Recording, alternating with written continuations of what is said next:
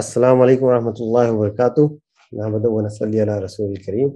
आज का जो टॉपिक है हमारे सामने वो है करियर काउंसलिंग इस्लामिक फाइनेंस की फील्ड में। तो आज हम इंशाअल्लाह चार चीज़ों पर डिस्कस करेंगे।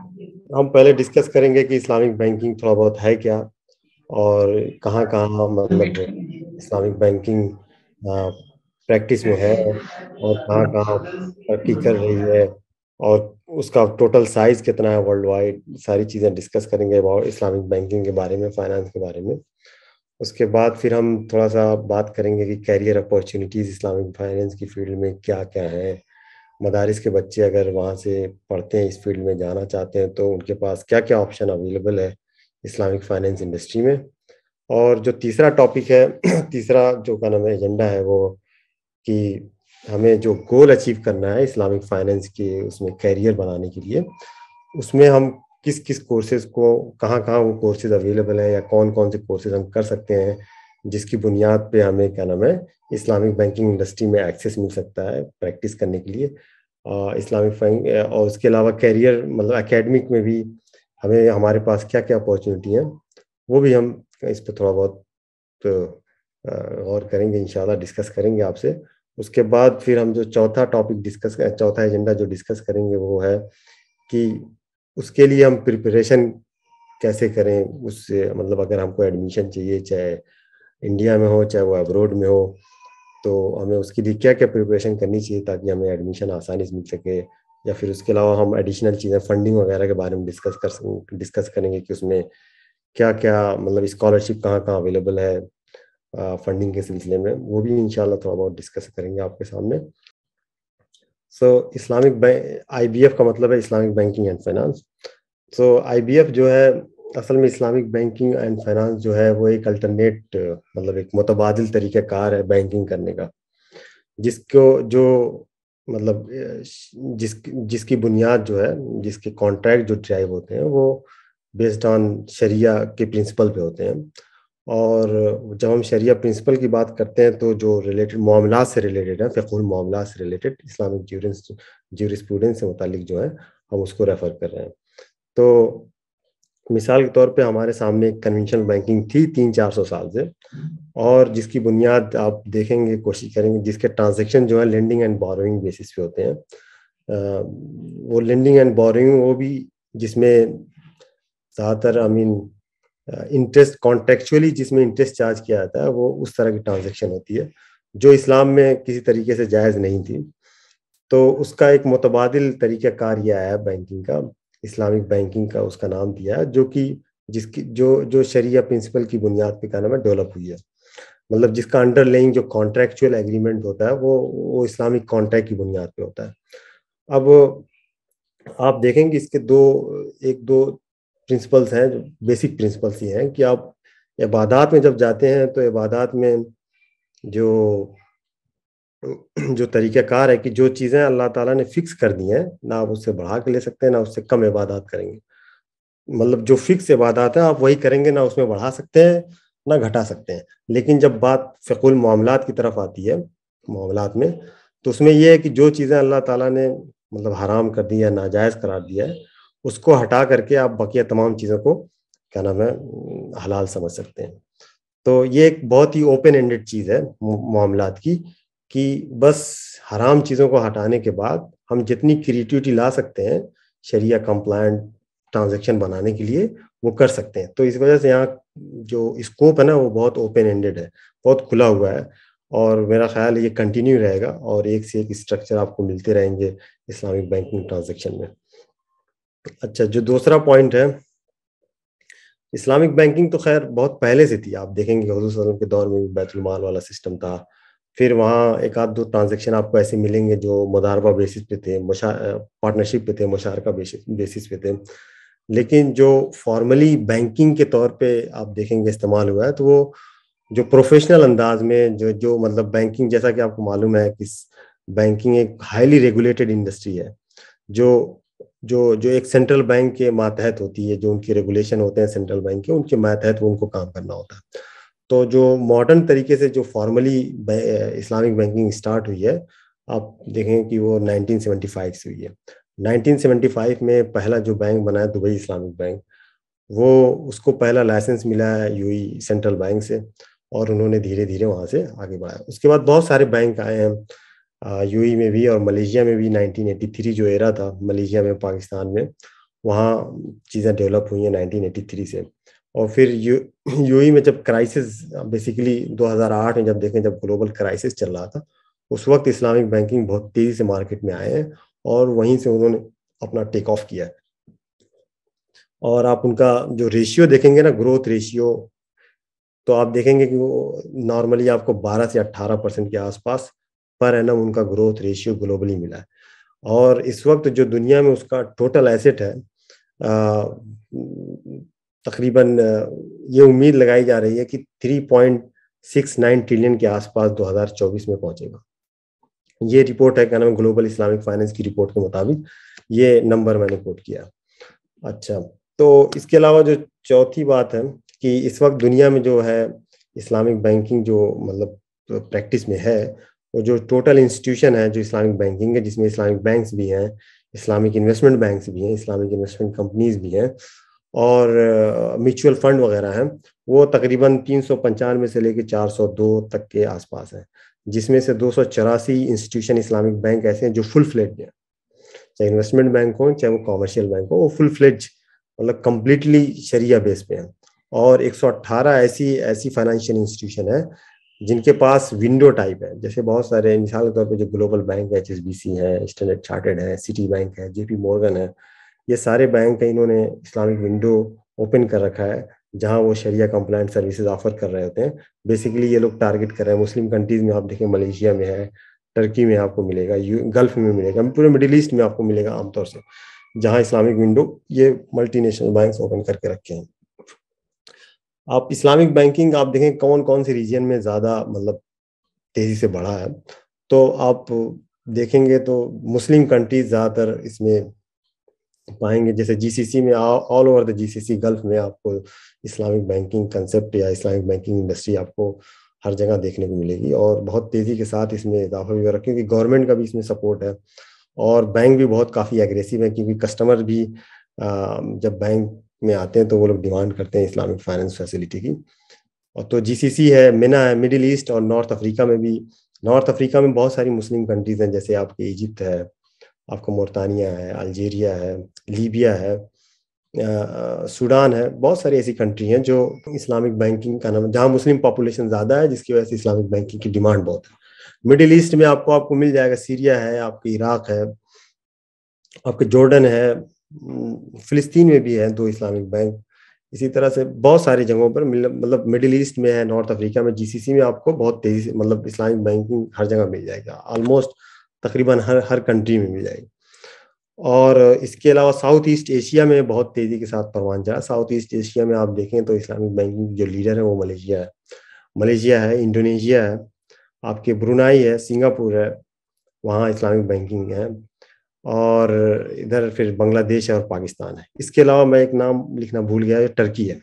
टर्की में भी बहुत तेजी के साथ इस्लामिक बैंकिंग बढ़ रही है। जो अभी करेंट गवर्नमेंट है उन्होंने ये भी क्या नाम, उनके पॉलिसी में है कि हम क्या नाम है यूरोप के एटलीस्ट उसका सेंटर बनना चाहते हैं इस्लामिक फाइनेंस का। उन्होंने बाकायदा अनाउंसमेंट भी किया ऑफिशियली। उसके अलावा आप सेकुलर कंट्रीज में जाएं, देखें जो बहुत ज्यादा सेकुलर कंट्रीज हैं, यूके में एटलीस्ट इतने वक्त टू टू इस्लामिक बैंक्स हैं वहां पर, सॉरी यूएस में। यूके में बर वक्त तकरीबन 6-7 इस्लामिक बैंक हैं, जिसमें से कुछ फुल फ्लेज हैं, जैसे गेट हाउस बैंक है फुल फ्लेज, और आपके बैंक का रायान फुल फ्लेज है। उसके अलावा विंडोज है, बहुत सारे लीडियड बैंक है विंडोज ऑफर कर रहे हैं, सिटी बैंक है, ये सब। एचएसबीसी लंदन में जो है वहाँ भी क्या नाम है पार्शियली वो लोग इस्लामिक फाइनेंस फैसिलिटी ऑफर कर रहे होते हैं। यूरोप में देखें तो जर्मनी आपका बहुत ही, वहाँ भी दो तीन इस्लाम, क्वेट टर्क है, 2-3 इस्लामिक बैंक है जो वहाँ पर छोटे छोटे पैमाने पर, बहुत बड़े पैमाने पर नहीं, लेकिन है वहाँ आपको मिल सकते हैं। उसके अलावा फ्रांस में आपको छोटी छोटी इस्लामिक इन्वेस्टमेंट कंपनीज या म्यूचुअल फंड आपको मिल जाएगा इस तरह से। उसके अलावा साउथ अफ्रीका में है कुछ बैंक, बार्कलेज का अप्सा बैंक है सब्सिडरी, बहुत फेमस है वहाँ की। तो और एक दो और बैंक हैं जो इस्लामिक विंडो ऑफर कर रहे हैं। तंजानिया में है, वहाँ पर अगर आप थोड़ा सा हट के देखें, तंजानिया में भी 1-2 इस्लामिक बैंक है। इसी तरह से आपको ऑस्ट्रेलिया में कुछ फाइनेंशियल इंस्टीट्यूशन मिलेंगी जो शरिया कंप्लायंट फाइनेंसिंग और सर्विसेज ऑफर कर रही होती है।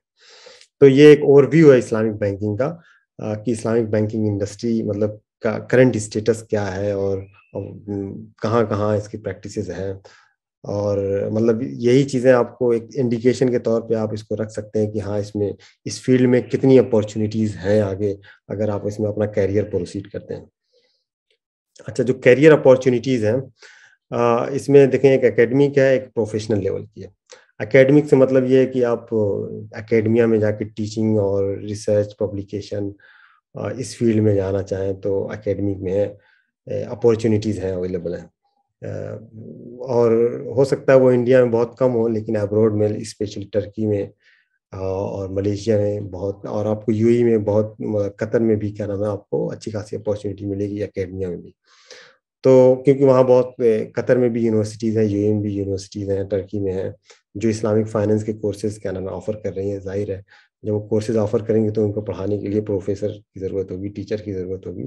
तो उसमें बहुत सारे रिसर्च फ़ॉर्म हैं, जैसे मलेशिया में इंटरनेशनल शरिया रिसर्च अकेडमी इसरा करके है, कंसल्टेंसी फर्म है, उनके यहाँ रिसर्च वो लोग करते हैं। यहाँ भी क्या नाम है, कुछ इंस्टीट्यूट है, institute of Islamic banking and finance है, वहाँ भी क्या नाम है, रिसर्च फील्ड में ये लोग अच्छा खासा कंट्रीब्यूशन करते हैं। उसके अलावा रिसर्च फर्म है, या फिर ये के बड़ी ऑडिट फर्म है, डिलोइट है, केपीएमजी है, ये लोगों के पास भी अच्छे अच्छे रिसर्चर होते हैं जो क्या नाम है रिसर्च सर्विसेज बैंकिंग को या सेंट्रल बैंक को ऑफर कर रहे होते हैं। और इसके अलावा जो फर्म है, कंसल्टेंसी जो बड़ी-बड़ी फर्म है, वो as a subject matter expert जो अगर पीएचडी होल्डर हैं उनको रखते हैं इस्लामिक बैंकिंग फील्ड में। प्रोफेशनल लेवल में आपको बहुत सारे जगहों पे आपको क्या नाम है, क्योंकि जब हम इस्लामिक फाइनेंस इंडस्ट्री की बात करते हैं ना, तो उसमें इस्लामिक बैंक भी आते हैं, इस्लामिक इंश्योरेंस भी आते हैं, इस्लामिक इन्वेस्टमेंट कंपनीज़ भी आती हैं, और इस्लामिक कैपिटल मार्केट भी आती है। तो ये 4 जगह हैं वो, और बहुत सारे कंट्रीज़ में इस्लामिक माइक्रो फाइनेंस का भी कंसेप्ट है। तो ये मतलब इस तरह की फ़ील्ड में, मतलब जब आप इस्लामिक बैंकिंग में एक्सपर्टीज़ हासिल कर रहे होते हैं, तो इन चारों पाँचों जगह में आपकी स्कोप खुल जाते हैं।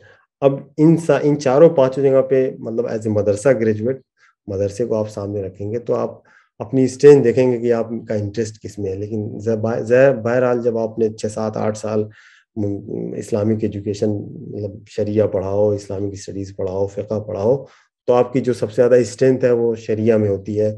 और इन सब चारों इंडस्ट्री में जो मैंने फाइनेंशियल इंस्टीट्यूशन का नाम लिया है, चारों सेक्टर में, हर जगह मतलब, क्योंकि ये जो बेस है अल्टरनेट बैंकिंग का, वो बेस ही है शरिया प्रिंसिपल्स। तो उनके यहाँ क्या होता है, उनका स्ट्रक्चर ये होता है कि उनके यहाँ एक इंटरनल शरिया डिपार्टमेंट होता है, और इंटरनल शरिया डिपार्टमेंट के ऊपर क्या नाम है, शरिया 3 या 4 शरिया बोर्ड, शरिया स्कॉलर्स बैठ रहे होते हैं जो फतवा इशू कर रहे होते हैं।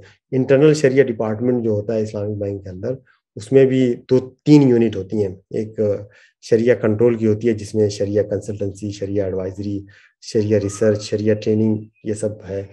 और जो दूसरा है शरिया कंप्लायंस का है, जिसे सेकंड लाइन डिफेंस बोलते हैं इंडस्ट्री में, कि वो मॉनिटर कर रहा होता है कि जो चीज़ें शरिया कंट्रोल ने अप्रूव की हैं, क्या वो उसी के मुताबिक प्रैक्टिस में है कि नहीं है। जो ट्रांज़ैक्शन हो रही हैं इस्लामिक बैंकिंग में, क्या वो जो फतवा इशू हुआ है शरिया बोर्ड का, और या जो रेगुलेटर की शरिया गाइडलाइन है, क्या वो उसके मुताबिक है। तो ये सब रेगुलर मॉनिटरिंग है, जिसके लिए उनको एक प्रॉपर मतलब टीम चाहिए होती है, जो उन सारी ट्रांज़ैक्शन को मॉनिटर कर रही होती है कि ये सब शरिया कंप्लायंट है कि नहीं है। उसी तरह से इंटरनल शरिया ऑडिट होता है। शरिया ऑडिट ये थर्ड लाइन डिफेंस माना जाता है। वो भी क्या नाम है, ट्रांज़ैक्शन को मॉनिटर कर रहे होते हैं कि वो शरिया नॉन कंप्लायंस से बचाने के लिए उनकी पूरी कोशिश यही होती है कि वो जो मकसद होता है शरिया ऑडिट का, कि वो चेक को असेस करना होता है, वो उनको चेक करना होता है कि जो सारी ट्रांज़ैक्शन है, वो शरिया कंप्लायंट बेसिस पे हैं। अगर कोई ट्रांज़ैक्शन ऐसी पाई गई जो मतलब जिसको सही से शरिया जो गाइडलाइन है, वो सही से नहीं फॉलो हुई हैं, तो जिसकी वजह से शरिया नॉन कंप्लायंट ट्रांज़ैक्शन भी हो सकता है। वो जो कॉन्ट्रैक्ट उन्होंने साइन किया, वो नल एंड वॉइड भी हो सकता है। तो अगर वो नल एंड वॉइड होगा तो उसकी इनकम कहाँ जाएगी? और यूजुअली वो चैरिटी में जाती है। जो भी अगर नॉन शरिया कंप्लायंट ट्रांज़ैक्शन पाए जाते हैं, वो चैरिटी में चली जाती है। और उसके बाद ऑडिट फिर वो उनको सॉल्यूशन देता है कि हाँ, आगे इससे बचने के लिए क्या-क्या जो रेमेडीज़ हैं, वो क्या-क्या अपनाई जाएँगी, वो उसके लिए मशवरा देते हैं। तो ये एक तरह का मतलब पूरा एक फंक्शन है, जिससे क्या नाम है शरिया कंप्लायंस लेवल जो है बैंक का डेवलप होता है। और ये इंतहाई ज़रूरी है शरिया कंप्लायंट होने के लिए, क्योंकि अदरवाइज सारी बुनियादी इसी पे अगर उनके ट्रांजैक्शन शरिया कंप्लायंट नहीं हुए तो वो फिर बैंकिंग का कोई फ़ायदा नहीं है। और फिर वो एक तरह का रेपुटेशनल रिस्क भी जो आता है मार्केट में कि ये इस्लामिक बैंक ऐसे ही है जो कन्वेंशनल की तरह है, तो रेपुटेशनल रिस्क का भी बहुत वो होता है कि क्या नाम, उससे बचने के लिए लोग ये सारी मतलब प्रिवेंटिव जो डिपार्टमेंट है इंटर शरिया डिपार्टमेंट के तौर पे वो इस फंक्शन को अंजाम देता है, ताकि क्या नाम है ज़्यादा से ज़्यादा ट्रांजेक्शन को हम शरिया कंप्लायंट बना सकें, मतलब इस तरह से गाइड करें कि बैंक को मतलब शरिया नॉन कंप्लायंट ट्रांजेक्शन से मतलब रोक सकें, प्रिवेंट कर सकें। तो ये होता है ऑब्जेक्टिव। और अगर आप लोग इसमें मतलब कैरियर प्रोसीड मतलब आप लोगों को अगर एक्सपर्टी आती है तो फिर मेरा ख्याल है इसके अलावा भी आप शरिया के अलावा भी एक डिपार्टमेंट है इस्लामिक प्रोडक्ट डेवलपमेंट, जिसमें आपको प्रोडक्ट डेवलप करना होता है। प्रोडक्ट डेवलप करना होता है जैसे ऑटो फाइनेंस है, इस्लामिक तरीके से अगर हम ऑटो फाइनेंस कैसे करेंगे, होम फाइनेंस है, इस्लामिक तरीके से हम होम की फाइनेंसिंग कैसे करेंगे, उसी तरह से बहुत सारे इन्वेस्टमेंट बेस्ड पर्पज है, रियल इस्टेट मतलब प्रोजेक्ट फाइनेंसिंग है, सिंडिकेशंस हैं, बड़ी बड़ी जो गवर्नमेंट को जो फाइनेंसिंग होती है बैंक देते हैं बड़े बड़े, उसकी स्ट्रक्चरिंग कैसे होती है वो इसमें एक्सपर्टीज होना चाहिए। उसके लिए हमें क्या क्या कहाँ से स्टार्टिंग करनी चाहिए और उसके लिए क्या एजुकेशनल अपॉर्चुनिटीज अवेलेबल हैं, इंशाल्लाह हम आने वाली स्लाइड में उसको फर्दर डिस्कस करेंगे। अच्छा, आप एजुकेशनल अपॉर्चुनिटीज जब आप देखेंगे मदरसे से फारिग होने से पहले आप मेरा ख्याल है सोचना शुरू कर दिए होंगे कि हमें किस फील्ड में जाना चाहिए, कौन सी फील्ड हमारे लिए ज़्यादा मुनासिब है। तो अगर आप इस्लामिक फाइनेंस की दुनिया में देखें तो इंडिया में मेरा ख्याल है बहुत ही लिमिटेड स्कोप अवेलेबल है इस्लामिक फाइनेंस से रिलेटेड, स्पेशली कोर्स जो है। मेरा ख्याल है एमयू है जो MBA इन इस्लामिक फाइनेंस कराना शुरू किया रिसेंटली। कालीकट यूनिवर्सिटी के एक एफिलिएटेड कॉलेज है college of science and arts, जो क्या नाम है अल जामिया अल इस्लामिया शांतापुरम के अंडर ही में, मेरा ख्याल है जमा इस्लामी वालों के अंडर में है। वो Islam master MA in Islamic banking करा रहे हैं और वो कॉलेज का नाम है कालीकट यूनिवर्सिटी से एफिलिएटेड है। उसके अलावा कुछ सर्टिफिकेशन है, जैसे Bombay stock exchange Islamic finance पे सर्टिफिकेट का कोर्स कराती है।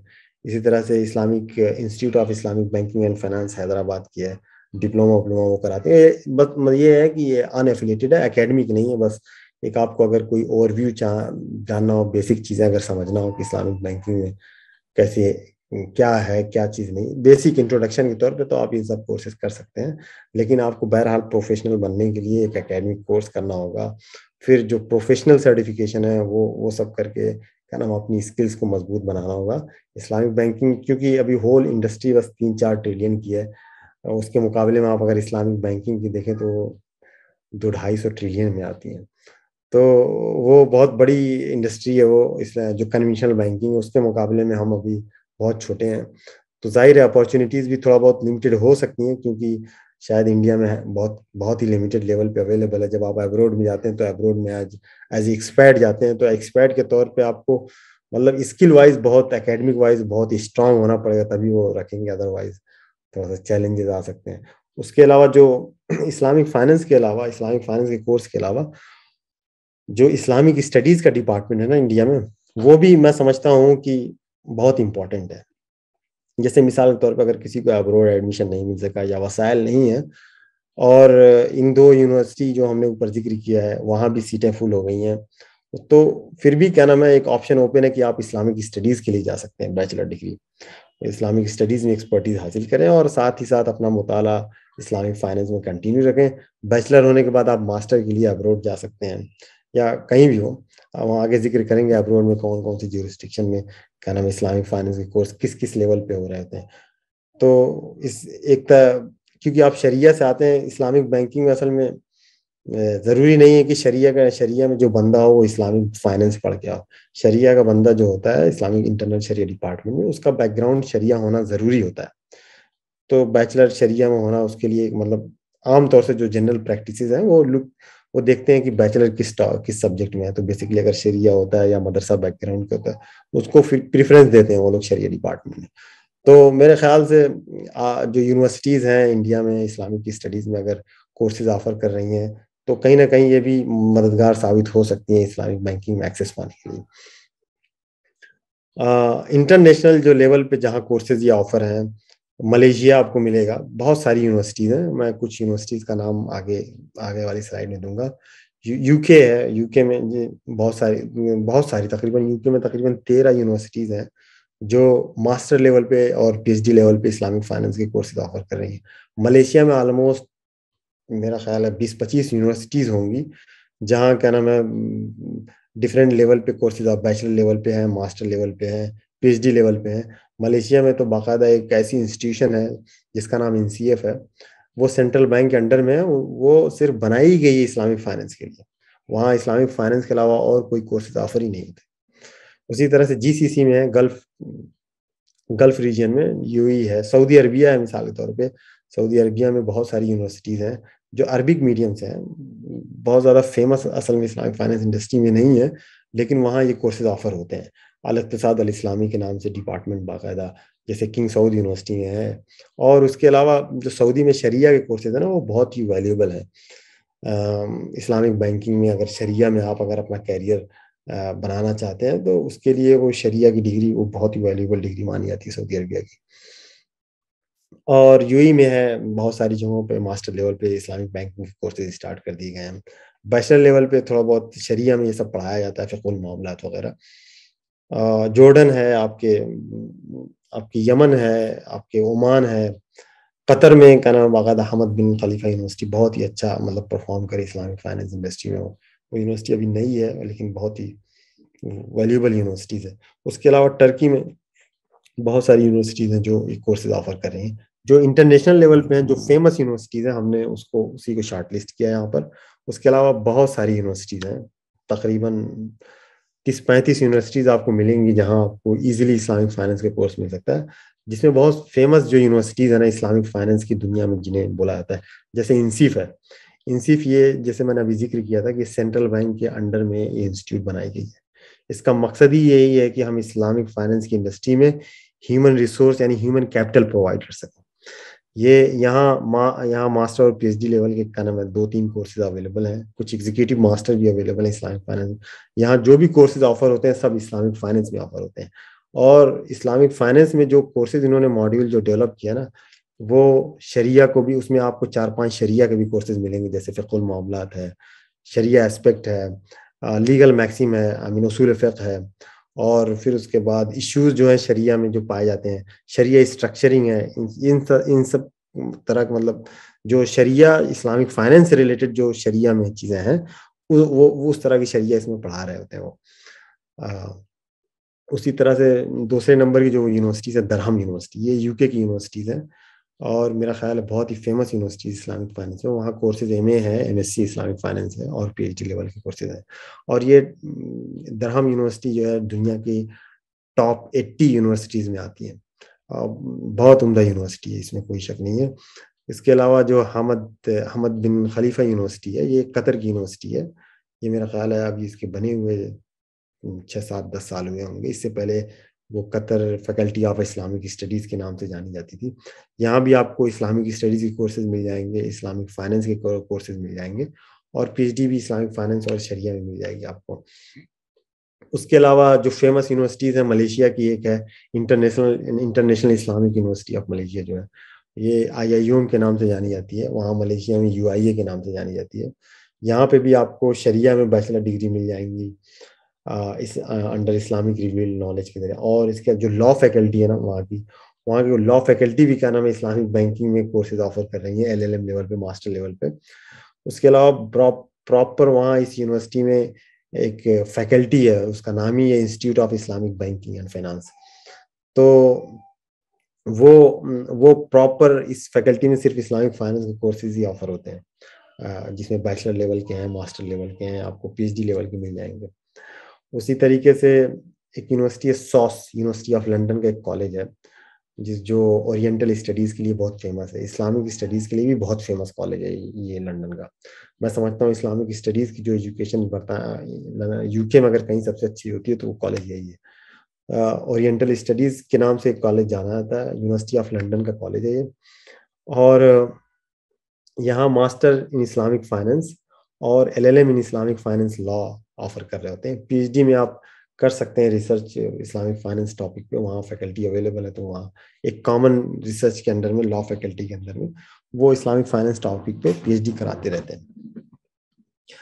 उसके अलावा जो जो फेमस यूनिवर्सिटी है, यूनिवर्सिटी बोरनाई दारुस्सलाम है, यूबीडी, ये भी बहुत अच्छी यूनिवर्सिटी है। ये भी टॉप, मेरे ख्याल से टॉप 500 में आती है यूनिवर्सिटीज।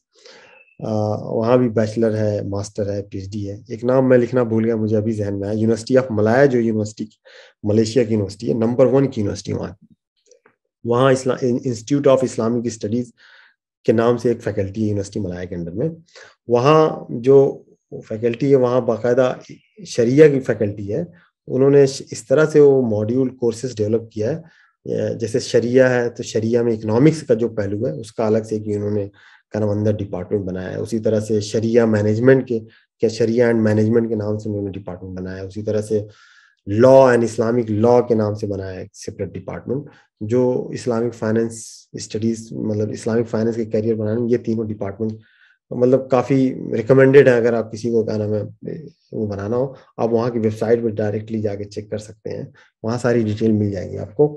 उसी तरह से मास्टर लेवल पे बीपीपी, ये भी लंदन का एक, लंदन बीपीपी यूनिवर्सिटी एक लंदन की यूनिवर्सिटी, लॉ में काफी जानी जाती है, स्पेशली बैरिस्टर कोर्सेज के लिए जानी जाती है। इन्होंने भी एलएलएम का नाम इस्लामिक फाइनेंस में ऑफर कर रखा है, इस्लामिक फाइनेंस लॉ में। इसके अलावा किंग सऊद यूनिवर्सिटी है, इनके यहाँ बाकायदा अल इक्तिसाद इस्लामी के नाम से एक डिपार्टमेंट है, जहाँ वो बैचलर और मास्टर और पीएचडी ऑफर कर रहे होते हैं। इसके अलावा सऊदी अरबिया में जितनी यूनिवर्सिटीज हैं, हर जगह मेरे ख्याल से शरिया डिपार्टमेंट है, अरे सॉरी, शरिया मतलब कुल्लियत शरिया, शरिया फैकल्टी है। वहाँ आप शरिया में बैचलर करने के बाद फिर मास्टर में आप, master Islamic studies Islamic finance में करके आप मूव कर सकते हैं इस्लामिक बैंकिंग इंडस्ट्री में इजीली, बहुत आसानी के साथ। तो ये कुछ फेमस यूनिवर्सिटीज हैं। टर्की में इस्तांबुल यूनिवर्सिटी है, और आपके एक आईजेडयू के नाम से एक यूनिवर्सिटी है। एक इसी 2-3 यूनिवर्सिटीज और है टर्की में जो इस्लामिक फाइनेंस पे भी कोर्सेज ऑफर कर रही है। ये तो हो गए कोर्सेज। आपको ये भी मालूम हो गया कि क्या नाम है, करियर अपॉर्चुनिटीज, हम किस किस फील्ड में मदरसा ग्रेजुएट कंट्रीब्यूट कर सकते हैं। अब आपको ये भी पता लग गया कि आपको इंडिया में क्या ऑप्शन है और अब्रॉड में क्या ऑप्शन है इंटरनेशनल लेवल पे, कि कौन कौन सी यूनिवर्सिटीज ऑफर कर रही होती हैं। लेकिन क्या क्राइटेरिया है अब एडमिशन पाने के लिए, उन्हें आपको क्या क्या तैयारी करनी चाहिए, प्री रिक्विजिट, उसके उस पर हम आज अभी ये स्लाइड डिस्कस करेंगे। जैसे मिसाल के तौर पे डोमेस्टिक लेवल पे इंडिया में, अब इंडिया में जो भी यूनिवर्सिटीज हैं वो आपको एक मिनिमम रिक्वायरमेंट देगी कि आपके पास ये क्वालिफिकेशन होनी चाहिए। जैसे मिसाल के तौर पे आप शरिया इस्लामिक स्टडीज में पढ़ना चाह रहे हो, तो वो मांगेंगे कि आपके पास इंटर होनी चाहिए या इंटर इक्विवेलेंट होनी चाहिए। जैसे आलमिया है, कहीं फजीला है, जहाँ जहाँ की हो, जिस तरह से वो यूनिवर्सिटी एक्सेप्ट, वो मिनिमम रिक्वायरमेंट आपको फिल करना होगा।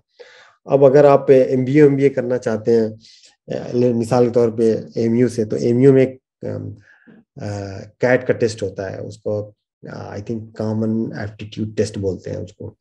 कैट टेस्ट क्वालिफाई करना होता है, तब उसके बाद आप उसमें एडमिशन ले सकते हैं, अगर आपकी रैंकिंग अच्छी आती है। फिर उसमें एक इंटरव्यू होता है, फाइनल इंटरव्यू, उसके बाद वो करते हैं। तो रिक्वायरमेंट है जो वो बेसिकली आपको अलीगढ़ मुस्लिम यूनिवर्सिटी वाले उसमें मिल जाएंगे, लेकिन उससे पहले आपको कैट वगैरह निकालने के लिए काफ़ी मेहनत करनी पड़ेगी। उसमें मैथ से रिलेटेड बहुत सारे सवाल होते हैं, एप्टीट्यूड के होते हैं, बहुत सारी चीज़ें होती हैं, उसमें आपको पहले से प्रिपेयर करना होता है। लेकिन जो इस्लामिक स्टडीज़ है ना बैचलर में, आप उसमें कर सकते हैं, और साथ में आप इस्लामिक फाइनेंस का मुताला कर सकते हैं।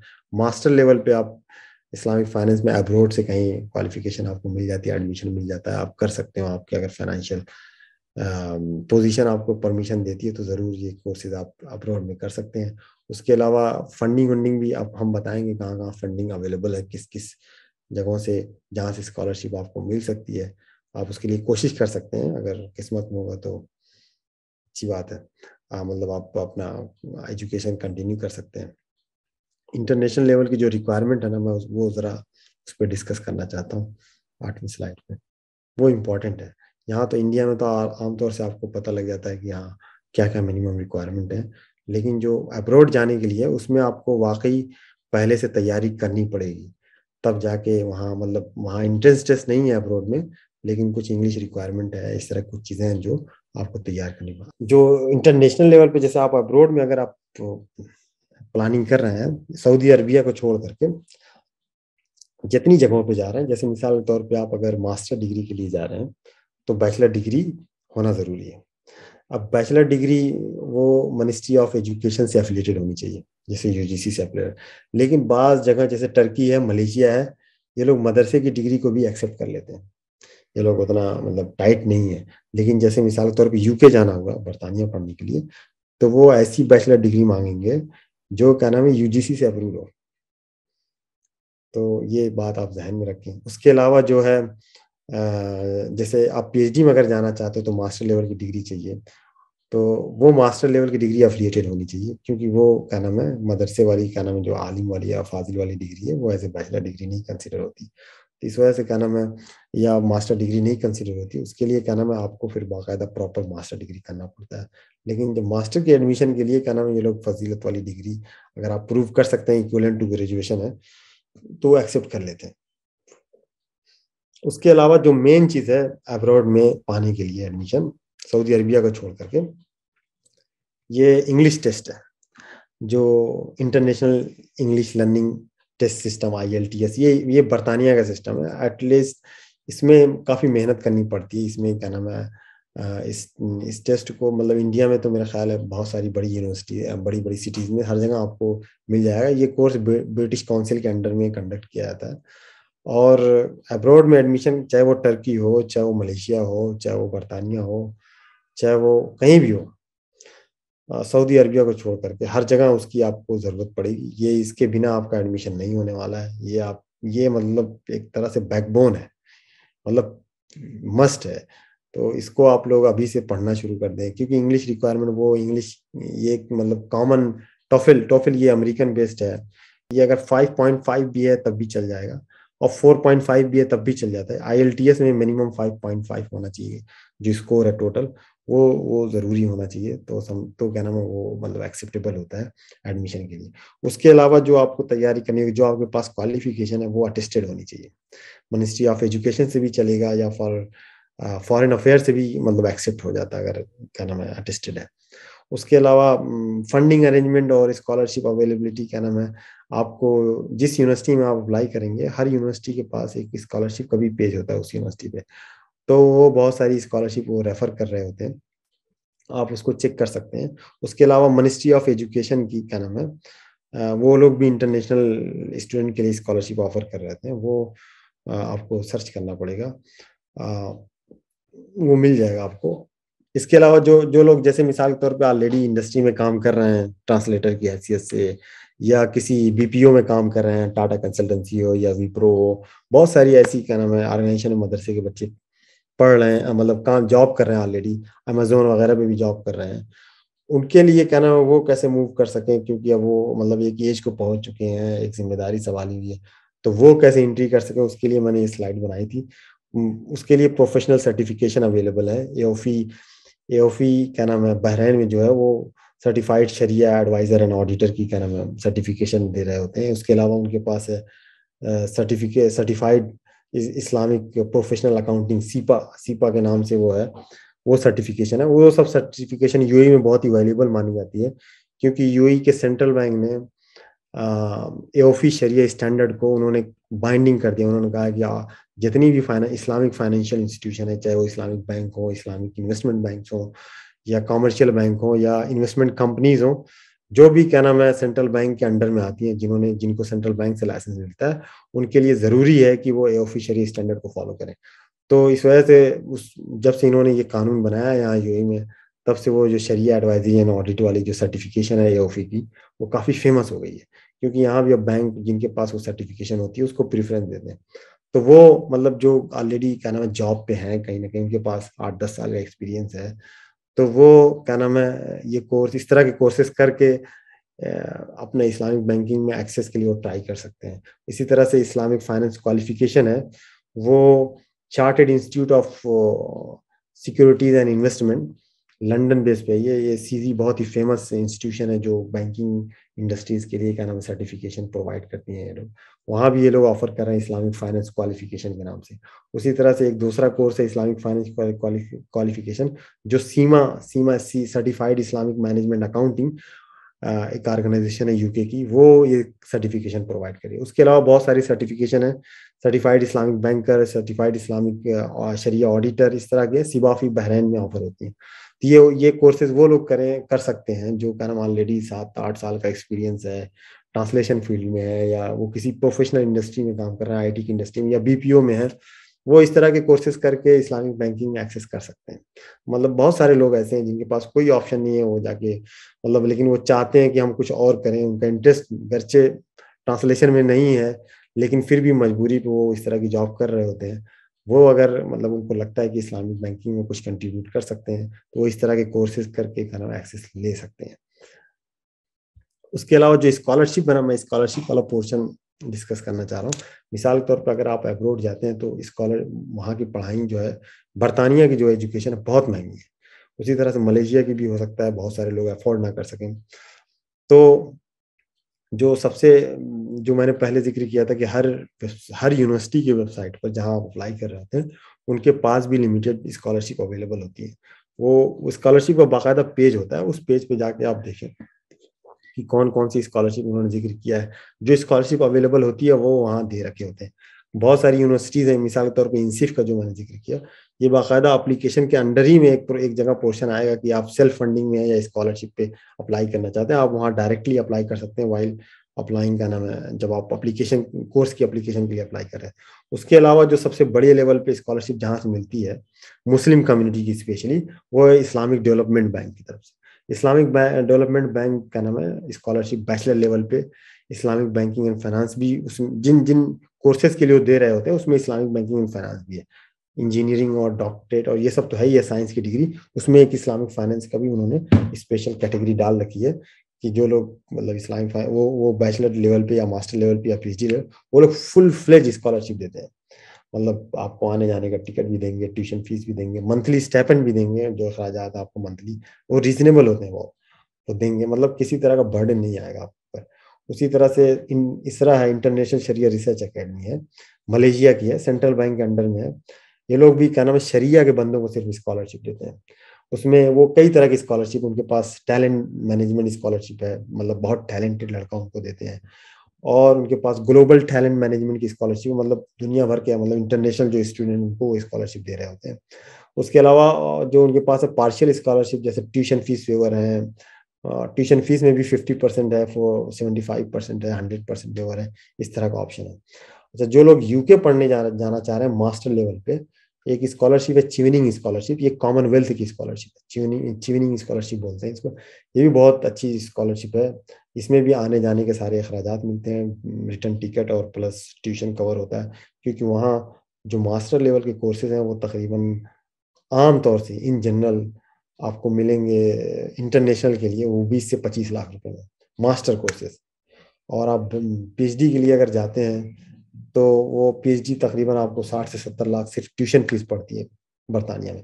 तो ये ट्यूनिंग स्कॉलरशिप जो है वो मतलब पूरी ट्यूशन फीस भी कवर कर रहे होते हैं, मंथली स्टाइपेंड भी दे रहे होते हैं। ये कॉमनवेल्थ के अंडर में, इंडिया चूंकि कॉमनवेल्थ कंट्रीज का एक हिस्सा है, तो उसमें ये आपका नाम एलिजिबल है, उसमें अप्लाई कर सकते हैं। हालांकि वो जो जिनके पास उस फील्ड में, जिस फील्ड के लिए अप्लाई कर रहे होते हैं, वो बेसिकली वो आपका कंट्रीब्यूशन देख करके, आपकी मार्कशीट, आपकी मेरिट, आपका कंट्रीब्यूशन, आपकी रिसर्च पब्लिकेशन, बहुत सारी क्राइटेरिया हैं, वो आप क्राइटेरिया जाके देख सकते हैं, वहाँ वहाँ अप्लाई कर सकते हैं। उसके अलावा टर्की ने जो उनकी मिनिस्ट्री ऑफ फॉरेन अफेयर्स है, उन्होंने बाकायदा एक स्कॉलरशिप दे रखी है, उनका नाम Turkish scholarship for international students. वो बेसिकली आप अप्लाई कर दें, इजीली वो मिल जाती है। फिलहाल उन्होंने बहुत ही मास लेवल पे वो दे रहे हैं वो स्कॉलरशिप, बहुत सारे लोग टर्की पढ़ने जा रहे हैं। और वहाँ ऐसा टर्की में क्या नाम है, बैचलर शरिया में भी है, आपको मिल जाएगा बहुत सारी यूनिवर्सिटीज में। आमतौर से तमाम यूनिवर्सिटी में इस्लामिक स्टडीज में आपको बैचलर मिल जाएगा, मास्टर पीएचडी मिल जाएगा। लेकिन 3-4 यूनिवर्सिटीज हैं जो इस्लामिक फाइनेंस का कोर्सेज भी ऑफर कर रही हैं, जैसे इस्तांबुल यूनिवर्सिटी है, एक IZU के नाम से एक यूनिवर्सिटी है, और एक सरकोय के नाम से एक यूनिवर्सिटी है। ये 3-4 यूनिवर्सिटी है जो इस्लामिक फाइनेंस में भी कोर्सेज ऑफर कर रही होती हैं। उसके अलावा मलेशिया में क्या नाम है, Malaysian international scholarship, Malaysia international scholarship के नाम से फेमस है। वो भी मिनिस्ट्री ऑफ हायर एजुकेशन के अंडर में आती है। वो स्कॉलरशिप वो इंटरनेशनल स्टूडेंट को दे रहे होते हैं जो हाईली कैलिबर है। तो ये एक जनरल मतलब फंडिंग का प्लेटफॉर्म है। उसके अलावा हर यूनिवर्सिटी के पास अपना स्कॉलरशिप, लिमिटेड स्कॉलरशिप अवेलेबल है, वो भी आप देख सकते हैं। ये एक ओवरव्यू था। हो उम्मीद है कि क्या नाम आप लोगों को काफी हेल्पफुल इंफॉर्मेशन यहाँ से मिली होगी।